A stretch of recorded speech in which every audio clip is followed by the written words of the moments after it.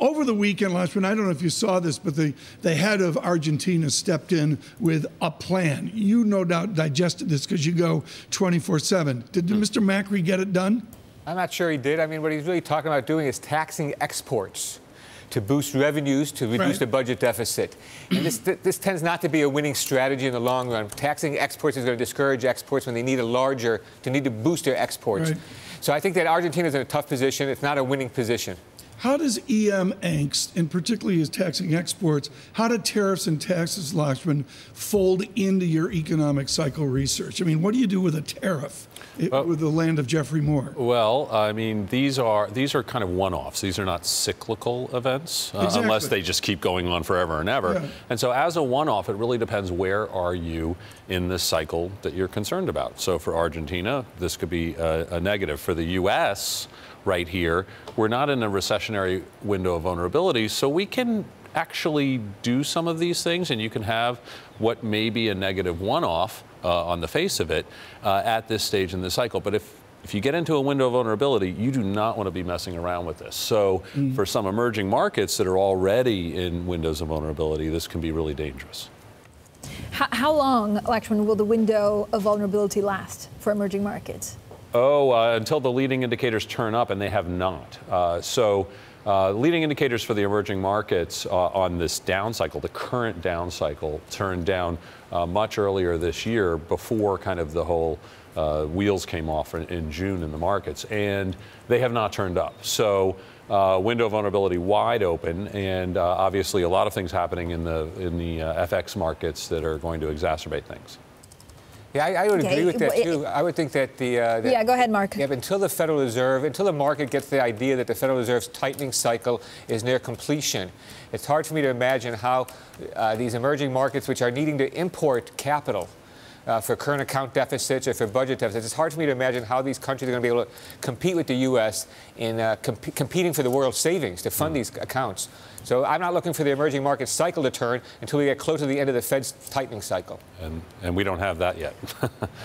Right, but Mark, it feels different, right? Because it was kind of like a mini meltdown, but you're not seeing a lot of investors pick up some of the bargains. So what are they really afraid of, right? Is it the trade war? Is it difficult to price? Is there something underlying that can get, uglier than what we've seen in the past couple of months? Yeah, sure. So I think there's three big negatives. One, of course, is U.S. policy. Second, that is U.S. macro policy, this policy mix of fiscal stimulus, monetary tightening. Secondly is the U.S. trade policy. But thirdly, there's problems within these many of these emerging market countries. There's a policy problem there at home, like Turkey, South Africa. We've uncertainty about Brazil's politics. These political blunders by Argentina, where they think that somehow raising interest rates can compensate for the currency risk. When you hike interest rates, say right now 60% for their key rate, there's no amount of interest rates that can protect you from a currency that's depreciating, say 3 or 4% overnight.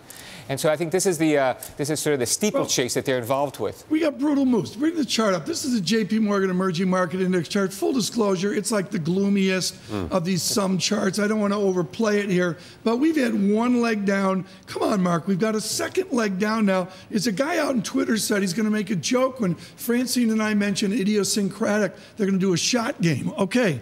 I'm sorry. It was idiosyncratic in August. Are we idiosyncratic in September? I think both are happening. There's idiosyncratic problem. That tells us where the hot spots are, countries that have poor policies. But in general, the emerging markets as an asset class typically doesn't do well when the Fed's tightening. And how do these emerging market countries grow? They grow through trade. They're not getting it. Yeah, I would just say, and to add to everything that you said, I think the backdrop here is a global industrial slowdown, and EM is right in the bullseye of that, right?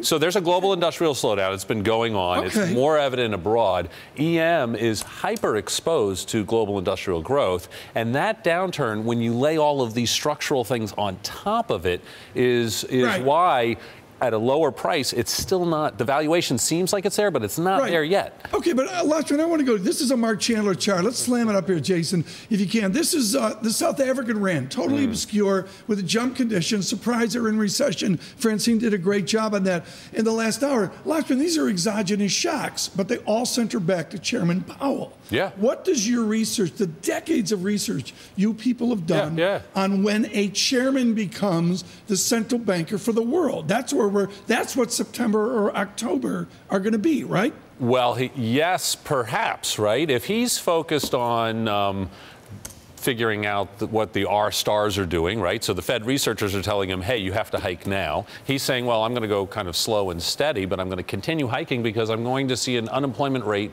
at a half-a-century low. I have to go, right? So these are all the things pushing on the U.S. to raise rates, regardless of what's happening with emerging markets, because that's over there. At some point, over there comes back here, and the Fed very often does lag a bit behind the curve. So this could come home to roost. I don't like the idea of tightening into a slowdown, and that's where we're sitting. Francine, this is going to be Chandler's next book. Over there comes back over here, whatever Lakshman just said.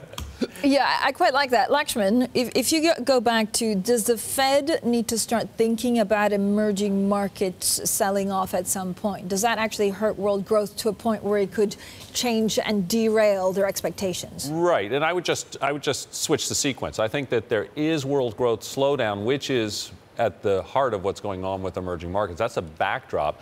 I think the Fed is going to have to start thinking about it perhaps as an external shock coming in. But again, from a cyclical point of view, we think things are already starting to slow. And so in the big picture, you don't typically want to tap on the brakes when things are slowing in the U.S.